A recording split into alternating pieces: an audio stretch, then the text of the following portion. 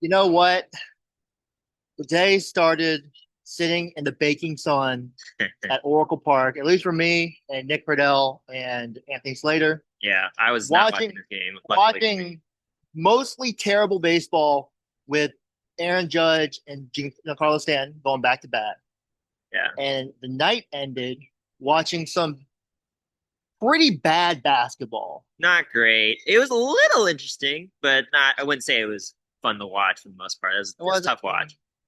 it's It's fun to watch Porzingis play. I yeah, like yeah. Porzingis. Other than that, though, it's a little tougher to I watch. mean, Sharif Cooper, ball is life, mixtape legend.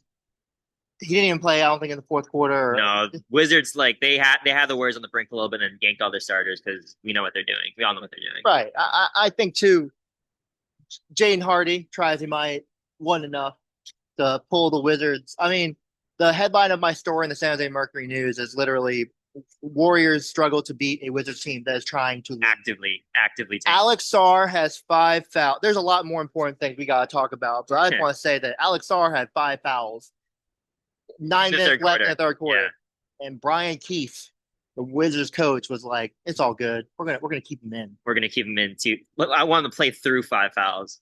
And literally 3 minutes later, Draymond Green drives. Alex Sarr commits a dumb like reaching No, foul. no offense to Draymond, but I don't think you should ever foul out on Draymond Green Right. at this stage of his career. Sorry, I'm just Yeah. saying, Yeah. Yeah. Exactly. And Lou Lou Sarr was just chucking up shots. Just be totally honest. Porzingis was going at him. Like Oh, I mean, I know they're tanking, but I was encouraged by Sarr. Anyway, let's go to the main point. all right. So Steph Curry, Steph Curry the man who makes everything work, the straw that stirs the drink, whatever pays you all want our to call him. bills. He update comes out that after missing 23 straight games, he's going to miss at least 25 straight games Yep, because that runner's knee, that sore right knee that he's been dealing with for what is it? I guess now been almost three since months. January, right? Yeah, January 30th is the last time he played, so but yeah, 2 months. He's going to be out. They're going to reevaluate him next week.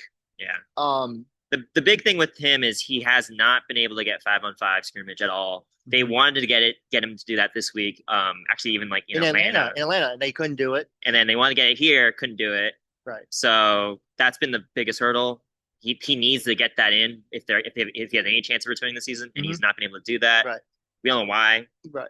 They've been mum. And Steve made it very clear. Good question by Nick Friedel of the Athletic that you're not just going to be like, okay, the playing game is here. Steph, he's back. Throw him Yeah, out there. yeah. They need Steph to play at least a few games to, as their favorite saying, ramp up a little bit. Ramp up, and runway has Runway. been the key words because I mean it's kind of just how they've always managed stuff. Yeah. You always want a couple games Yeah. before it really gets going. So you're going to play in. You're playing in Denver on Sunday, and then you come back. And you play 5 home games in a row Yeah, before you end your season in Sacramento. Which, no offense to Sacktown, that's basically a Warriors home game. yeah. And then you play at the Clippers, which Well, is a quick one. you could maybe if you win these games get to the 9 seed and host that loser bracket playing game, but all likelihood you're probably traveling. So they've won 3 in a row. I mean, they've won 3 in a row Yeah, against tanking three of the teams. worst teams in the league. Dallas, Dallas is pretty bad. Great. The thing with Steph is like this evaluation this next week. Basically, I don't. This is my opinion. I don't think he comes back if he doesn't come back this next Yeah, week. and Steve even said, they're running out of time to do that. Yeah, that was the first time Steve was kind of like, there is kind of a deadline here. Right. They kind of maintain like there's not a specific drop dead date on when they'll shut down Steph, Yeah. but It's a conversation. it's a conversation, and if you do the math, like the clock's ticking. The clock is absolutely ticking tonight. Right. I mean, when we keep bringing this up, we saw him in Boston. We walk in TD Garden and Steph's out there shooting jumpers.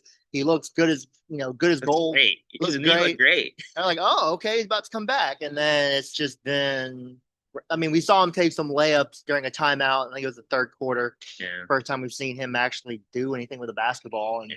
since then, I guess on a slightly happier note, Kristaps Porzingis with another big game, albeit Against it the is the Wizards and Alex Sarr who could not guard him. Just getting manhandled for being real. Right. Like, just destroyed him being. But Porzingis, he hits 5 threes. he said that he got lucky on some of them. He was saying like just you wait till I actually get Yeah. my breath, which is pretty funny There to are a me. few of those where like he's just flinging it at the rim. Yeah, he doesn't hold his follow through, No, but I mean, right. it works for the most part. But he brings an element of you can get the ball to him in the middle of the floor, and he can create a shot. Now, Yeah, they were going to him in the half court. yeah, It was fun. Like they were drawing up plays for him. Like Steve was basically like, "Yeah, we're just gonna go Porzingis every single freaking time." it was kind of Jimmy. Yeah, It yeah, was like, which is something this team really hasn't had, especially with Melton out just because managing his knee injury. yeah. And with Quentin Post and Al Horford still out, I mean, center depth is Well, pretty Porzingis has been the healthiest center the last 2 weeks, yes, which is crazy to say. wild to say, wild to say. Like the other day, we asked him about how he's working with Celebrini. He said Celebrini's the GOAT. So clearly, things are working well with the medical Yeah. staff. I mean, that's a bright spot in the Warriors season right now. The Porzingis stuff.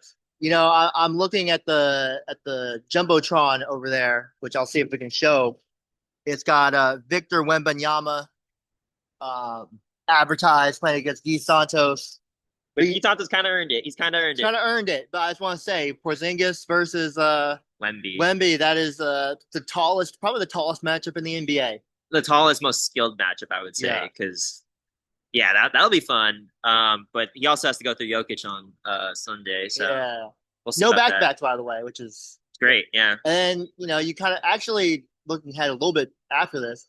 I think they play on the 2nd, and then they have like 2 days off, and then they play on the 5th. yeah. So interesting. We'll see how that happens. But anyways, more post-game stuff, which is Brandin Podziemski.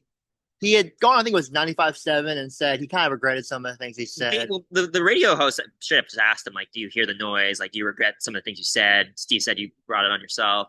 And Brandon was on the radio, was very open, like, yeah, so said some things I regret. Which, you know, some of the highlights from this year was he said, I want to be better than Steph, which I do think was kind of taken out of context a little bit. Yeah. And also, it's like, you don't say that about. You probably shouldn't say that. I got where he's going from with that. Calling him, saying that he could have been the white Shohei Ohtani. That one's somehow flown under the radar. There are probably a few other ones. He's calmed down since the beginning of the season. He was like a quote machine. Yeah. Well, the vitriol's been out of control lately because people are like the way they talk about him is kind of crazy considering he's a 19th pick. He's playing really well. I think he's averaging 17 points since the All-Star break. He almost had triple double tonight. Like, I think we have to like settle down our expectations for this dude. Because I see online that they say, okay, well they picked a guy who can't scale up when Steph is out, or scale up when the vets are out. You know, there are certain games like the Chicago game, the Utah game, where he didn't really play well. Right. And you're like, these are games that he should be able to scale up. Again, he was the 19th pick in the draft, and he's been either a starter caliber or a guy that is at least a rotation guy. I would argue you expect? I'd argue a winning player because when Steph is healthy, he looks pretty nice next to Curry. Like, that's not a failure on the coaching staff to fail to develop a guy who was the 19th pick.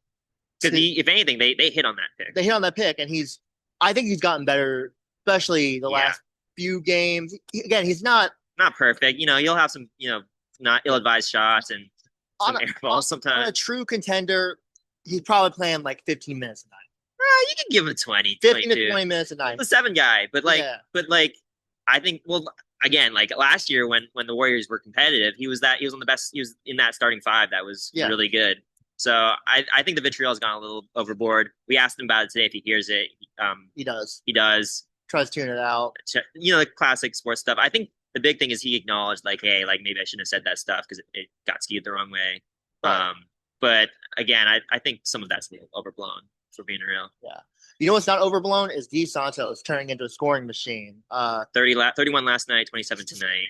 It's a 27 where it's just in the flow of the offense. This is kind of a deep pull here, but like very Paul Millsap-esque. Oh, I know. Wow, that's your Hawks right there. Yeah, growing up watching the Hawks. Paul Millsap was a guy that, you're like, okay, cool, lay up here, jumper there, put back here, whatever, cut there. Yeah. Got like 19 at the end of the game. You're like, wow, 19 and 8 and like 5 assists. Crazy. He's very patient. That's just kind of Steve was saying. Like, he creates on ball now, which again is just like the wildest thing compared to where he was last year. Yeah. He doesn't like pound the air out of the ball. No, he's very decisive. He'll get the ball and he'll go and he'll create that way. But he's not gonna he's not Chris Pauling it at the top of the key, directing traffic and stuff. Like, yeah, he was talking about how Jimmy kind of taught him like to get 2 feet in the paint, figure it out from there, and he's been doing that. His footwork's been really nice. Like, it's been honestly like that little step through move he yeah, does like twice a game. like and works every time. he kind of talked about like he's kind of fudging the rules a little bit there because you can take advantage of like the NBA extra step. But if it works, it works, and it's working. He had 31 last night, 27 last today, and like stringing together a bunch of double digit games. Like it's good. It's working well, and I think like when Steph comes back either this year or next year, he's gonna be a very nice piece next to him. So he's stringing together good games. The question is, can the team string together some wins after this with Nuggets, this brutal schedule? Spurs, Cavs, and then Lakers, and then that's about as hard as it gets. Yeah, I mean, you got a couple games against the Kings there. But here's the thing: they don't have like again, they're already in the play-in, and they're probably not getting out. They're not getting out of it. So some of these don't totally. Yeah. But I mean, the question is, do you want to host that first play-in game or not? Yeah, how much do you want to push? They're not getting to the 8th seed. No, unless the Clippers do something catastrophic, but that's not happening.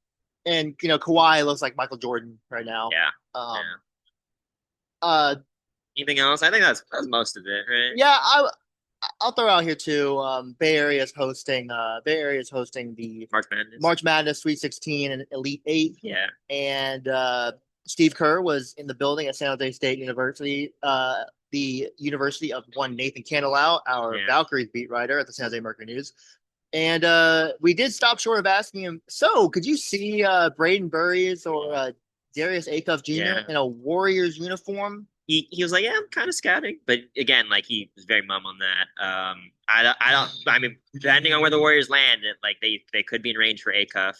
They're definitely in range for Berries, right? Yeah, so.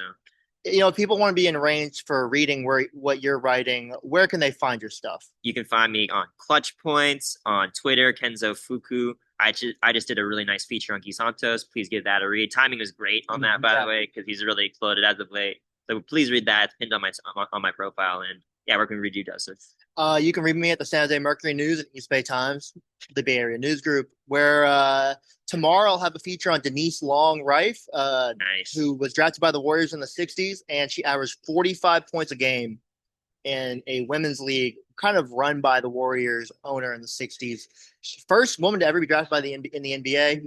And actually, I think very timely considering that the WNBA has a CBA now. Oh, yeah. We'll get the Valkyrie stuff. I'm excited you for the Valkyrie season. Oh, I'm excited. We're going to be back on the show. We'll probably get Nathan on this show for some Valkyrie stuff, but I'm hyped. I'm just glad there's a season. They look pretty bleak. Yeah. This kind of feels like a Marvel movie where like we're foreshadowing like Thanos instead of Thanos, it's Nathan Candelau. Nathan Candelau will return. Which, by the way, AP Associated Press sports editor pick top 10 finisher for high school sports. Oh yeah. In the country. Anyways, this has been another episode of the Joseph and Kenzo Courtside Warriors Report. As always, we're not actually courtside because they are cleaning down there. We don't want to get in. But we're in the building. So. We are in the building. In the locker. We're in the locker sometimes. And sometimes. Till next time, which will be Sunday. This has been Joseph.